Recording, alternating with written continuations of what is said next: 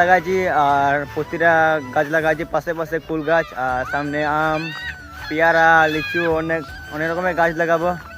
চলো দেখাইছি। আর এইটা হচ্ছে কুল গাছ, আর প্রতিটা পাশে পাশে লাগাইছি।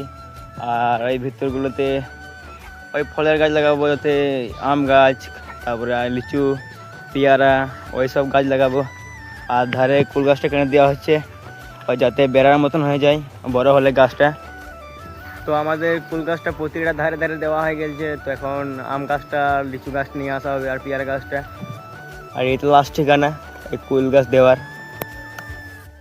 আমাদের কুল গাছটা দেওয়া হতে তারপর আমরা দিতে লাগলাম পেয়ারাটা আর আমটা।